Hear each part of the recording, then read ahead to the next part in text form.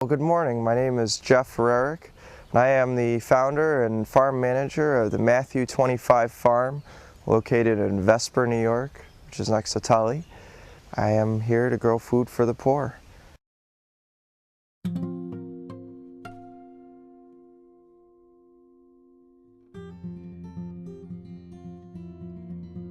This project came about basically because the Lord told me through visions and dreams several years ago, back in 2004, that I was to grow food for the poor and give it to them.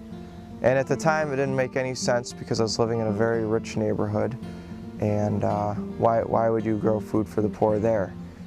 And I just considered it maybe my own personal dream to be a farmer, even though I have more skills as an engineer and a welder. And I just kind of filed it away. And every once in a while when I saw farm equipment, I just kind of knew in my heart that this is what I was supposed to do. My parents opened up Christ Chapel, which is a church here in Vesper, about 1.5 years ago. And this rural community is just like any in New York. It's really small, easygoing, blue-collar people living here, just trying to get by. And the church really expanded. And the economy is really hurting right now, and we have a little land. Why don't I start trying to grow food for the poor? And all of a sudden this thought of farming really just got laid on my heart really heavily. And instead of growing 1 acre, I thought to myself, we're supposed to grow 10 acres and maybe even more in the future. So I think my mindset before I planted everything was, what would I eat as a hungry person? Or what would I like to eat even if I was just having my own vegetable garden? And then I put a menu down of sweet corn, cabbage, tomatoes, beans, carrots, lettuce, potatoes, onions, cucumbers, and peas. Although I don't like peas, but I hear other people do. And the size and scope of this project just demonstrates that God is with us, and that He actually cares for all people in Central New York and wants to help them out. And the other project goal is simply to have Christians and non-Christians alike just come out and work together in a community fashion. Too much today we have people who would rather stay home and isolate themselves, playing video games and watching TV, or playing on Facebook and Twitter, when they could be actually interacting with human beings just as they do in a digital way. And in this respect, we're truly building community and helping out our neighbors. We are succeeding in this in a small way, but in order to really succeed in the project in all scopes, harvesting food and in a community fashion, we do need more people to come out. We do have some groups signed up already to come out and help harvest the food, but we do need many more groups to come out in the future if this is truly to be success. In a worst case scenario, I am prepared to let all the food, which you're about to see, just rot in the ground.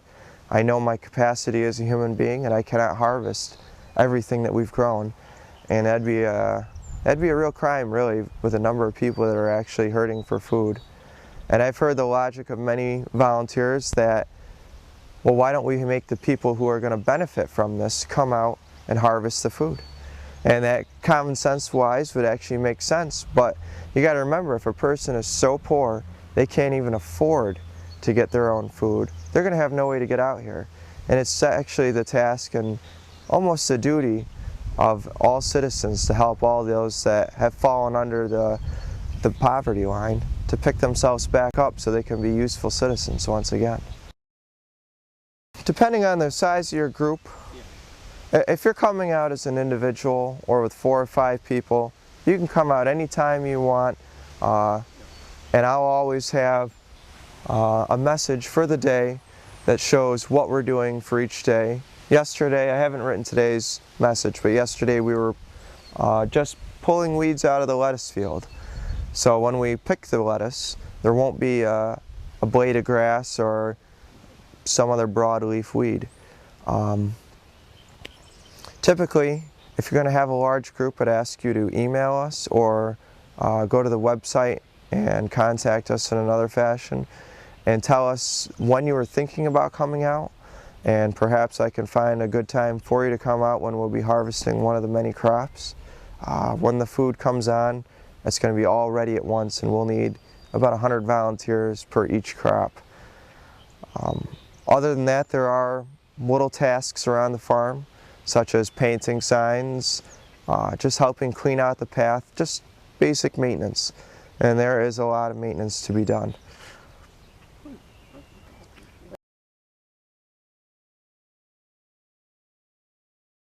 I did contact the Salvation Army, and they agreed to take a lot of the food. They feed about 900 families a month. But we realized we're going to be growing enough food to feed 20,000 people. So we started calling the food pantries, and we realized the size of the task immediately.